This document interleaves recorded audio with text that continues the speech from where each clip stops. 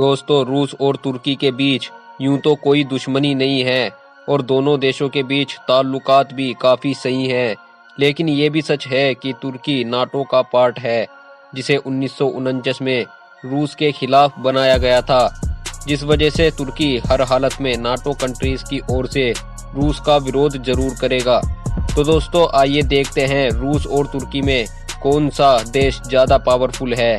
इन दोनों देशों के बीच हम पॉपुलेशन, मिलिट्री पावर के बारे में कंपैरिजन करेंगे।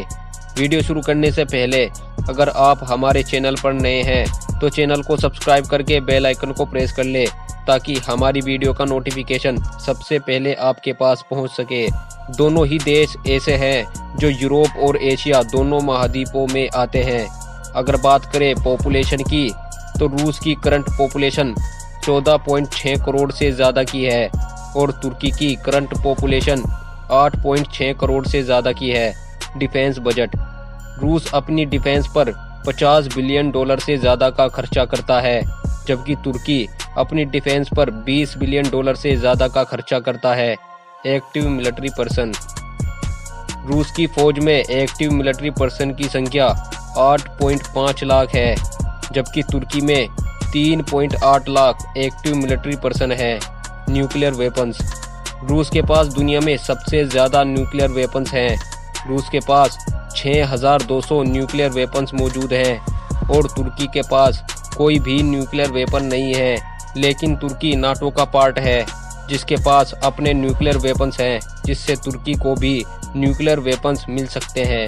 अगर बात करें जंगी साजो सामान की, तो जेमिनी पावर में रूस के पास 3000 से ज़्यादा मेन बैटल टैंक्स हैं, जबकि तुर्की के पास इतने ही 3000 से ज़्यादा मेन बैटल टैंक्स हैं। आर्मोर्ड पर्सनल कैरियर्स, इनकी संख्या रूस में 8000 से ज़्यादा बताई जाती है, जबकि तुर्की में आर्मोर्ड पर्सनल कैरियर्स की संख्या 7500 से ज़्यादा बताई जाती है।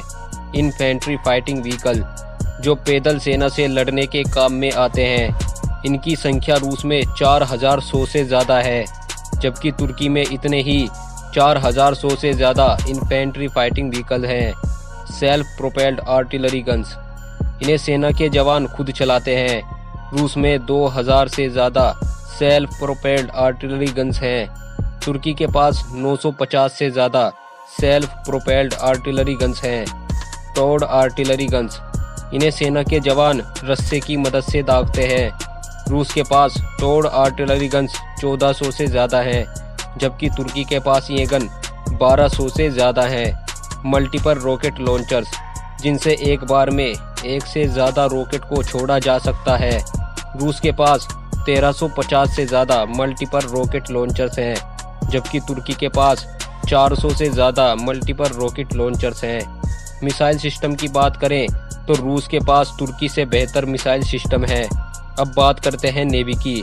अगर बात करें एयरक्राफ्ट कैरियर्स की, जिस पर समुद्र में लड़ाकू जेट्स उतारे जाते हैं, रूस के पास इनकी संख्या सिर्फ एक है, जबकि तुर्की के पास कोई एयरक्राफ्ट कैरियर्स नहीं है। क्रूजर शिप, रूस के पास 5 क्रूजर शिप हैं, जिनमें 2 बैटल क्रूजर शिप भी हैं, जबकि तुर्की के पास कोई भी क्रूजर शिप नहीं है। डिस्ट्रॉयर्स, जिनका इस्तेमाल समुद्र में दुश्मन जहाज़ों को मिसाइलों या हथियारों से तबाह करने के लिए किया जाता है, रूस के पास 12 डिस्ट्रॉयर शिप हैं, जबकि तुर्की के पास एक भी डिस्ट्रॉयर शिप नहीं है। लेकिन तुर्की के पास कुछ मिसाइल बोट्स हैं। फ्रिगेट्स, जिनका इस्तेमाल समुद्र में लड़ने के लिए किया जाता है, रूस के पास 11 फ्रिगेट्स हैं, जबकि तुर्की के पास रूस से ज़्यादा 16 फ्रिगेट्स हैं। कॉर्वेट्स, रूस के पास 86 कॉर्वेट्स हैं, जबकि तुर्की के पास 10 कॉर्वेट्स हैं। सबमरीन, रूस के पास 70 सबमरीन हैं। रूस की सबमरीन टेक्नोलॉजी दुनिया की सबसे खतरनाक टेक्नोलॉजी है, जबकि तुर्की के पास 12 सबमरीन हैं। अब बात करते हैं एयरफोर्स की। अगर बात करें एयरक्राफ्ट की, तो रशियन एयरफोर्स 4200 से ज़्यादा एयरक्राफ्ट का इस्तेमाल करती है, जिसमें रूस के पास 1500 से ज़्यादा लड़ाकू मल्टीरोड जेट्स हैं और अलग अलग कामों के लिए 1550 से ज़्यादा हेलीकॉप्टर हैं।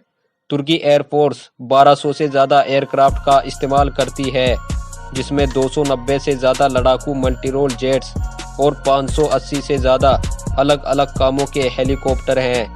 तो दोस्तों ये था तुर्की और रूस के डिफेंस सिस्टम का फुल कंपैरिजन।